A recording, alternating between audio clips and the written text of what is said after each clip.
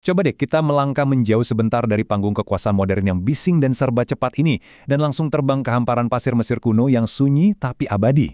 Kita tuh sering banget terpaku sama hiruk-pikuk kekuasaan di masa kini ya kan? Seolah-olah apa yang dibangun hari ini bakal bertahan selamanya. Tapi, sejarah punya cara yang unik dan bisa dibilang puitis untuk mengoreksi keangkuhan semacam itu.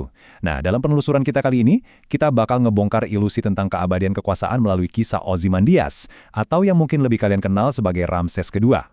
Ada satu kutipan brilian dari materi sumber kita yang menurut saya pas banget buat jadi pondasi perjalanan kita hari ini. Di sana tertulis, dunia ini panggung fana. Kekuasaan hanyalah ujian. Dari Fir'aun ke filsuf, dari khalifah ke konstitusi, semuanya mencari cahaya dalam gelapnya ambisi. Kutipan ini benar-benar jadi pengingat yang kuat banget kalau semua otoritas duniawi sebesar apapun kelihatannya, itu cuma sementara. Jadi kita nggak cuma lagi bahas angka tahun atau nama tokoh, tapi sebuah realitas universal yang mengikat siapapun yang pernah memegang kendali atas manusia lainnya. Oke, mari kita mulai dengan konsep panggung fana dan mengeksplorasi apa yang disebut sebagai mimbar sunyi. Kalau kita bedah sumber kita, ada gagasan yang sangat kental tentang mimbar sunyi. Maksudnya gini, sejarah itu nggak pernah berteriak. Dia cuma berbisik lewat runtuhan, ngajarin kita betapa sementaranya kendali manusia. Di sini kita bisa lihat kontras dari dua jalan hidup yang beda banget. Di satu sisi ada Firaun, sang penguasa absolut yang bangun monumen raksasa buat nantang waktu. Di sisi lain, ada filsuf, sang pengamat yang cuma nyari cahaya dan pemahaman. Firaun sibuk naklukin dunia luar, sementara sang filsuf sibuk memahami dunia di dalam dirinya. Dan seperti yang bakal kita lihat nanti, cara fisik buat ngejar keabadian ini punya celah yang fatal banget. Lanjut ke sang Fir'aun dan ambisi keabadiannya, atau lebih tepatnya keangkuhan seorang Ramses kedua. Buat benar-benar paham seberapa gelapnya ambisi ini, kita harus lihat perwujudan paling nyatanya di sejarah.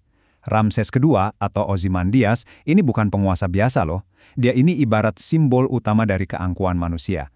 Fakta menariknya nih, dia hidup sampai umur 90 tahun dan punya lebih dari 100 anak. Bayangin aja, buat rakyatnya, dia ini kerasa kayak sosok yang benar-benar abadi, karena dia hidup lebih lama dari sebagian besar ahli warisnya sendiri. Ambisinya luar biasa gila. Dia mengerahkan tenaga kerja besar-besaran buat ngukir namanya dalam banget di balok granit, jauh lebih dalam dari raja-raja sebelumnya. Cuma supaya ukirannya nggak bisa dihapus sama penguasa berikutnya.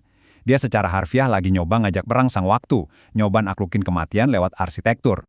Nah, ini membawa kita ke monumen raksasa melawan waktu dan gimana skala berabad-abad itu bekerja. Gini ya, pas seseorang ngebangun monumen raksasa buat nantang waktu, mereka tuh sebenarnya lagi taruhan ngelawan musuh yang belum pernah kalah sekalipun. Proporsinya tuh jomplang banget. Coba deh perhatikan rentang waktunya. Pertama, kita lihat dekade masa pemerintahannya Ramses. Sekitar 6 atau 7 dekade di mana dia bertingkah kayak dewa di bumi. Terus, masuk ke fase abad, di mana semuanya mulai membusuk secara perlahan tapi pasti. Kerajaan runtuh, invasi datang, batu-batu mulai retak, dan akhirnya milenia. Ribuan tahun keheningan mutlak di padang pasir. Satu masa hidup penguasa yang super kuat pada akhirnya ketelan habis sama ribuan tahun keheningan. Dan pada akhirnya kita sampai pada kejatuhan, kemenangan sang waktu, dan kejayaan gurun pasir. Waktu itu bergeraknya pelan, persis kayak pasir halus. Nyaris nggak kerasa perubahannya dari hari ke hari, tapi setelah ribuan tahun, dia sanggup nelan kota utuh dan numbangin patung paling raksasa sekalipun. Hanya menyisakan puing di padang pasir. Coba resapi kalimat itu sebentar. Semua teriakan otoritas yang memekakan telinga, semua cambukan ke para pekerja, semua klaim keagungan, sekarang cuma sisa desiran angin yang sepi ngelewatin batu hancur. Wajah raksasa sang dewa raja sekarang tergeletak, setengah tenggelam di pasir, nggak bisa merintah siapa-siapa lagi, dan nggak bisa ngehentiin pelapukan di hidung dan bibirnya sendiri. Lalu bagaimana kita mencari cahaya di tengah gelapnya ambisi?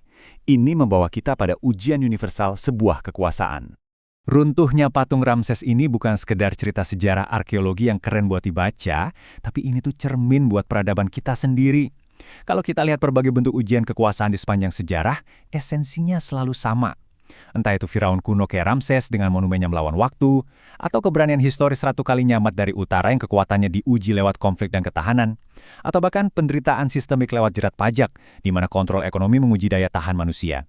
Kekuasaan itu nggak pernah berubah bentuk dasarnya. Dia selalu datang sebagai ujian sementara buat karakter manusia, bukan hak milik yang bisa kita pegang selamanya.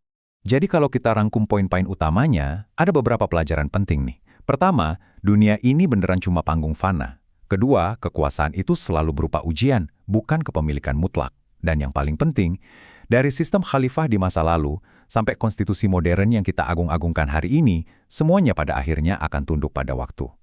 Kita jadi sadar kalau dari penguasa kuno sampai politisi zaman now, sebenarnya tiap orang cuma lagi nyari sedikit cahaya.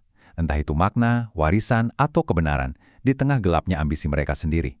Sayangnya, banyak yang salah sangka kalau bayangan dari batu raksasa itu adalah cahaya yang mereka cari. Sebagai penutup, saya mau ninggalin satu pertanyaan buat kalian renungkan. Monumen ambisi apa sih yang lagi kita bangun hari ini?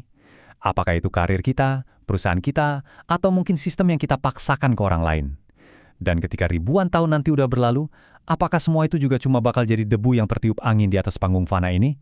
Terima kasih udah ngikutin pembahasan ini, dan pastikan kalian terus mencari cahaya yang sesungguhnya.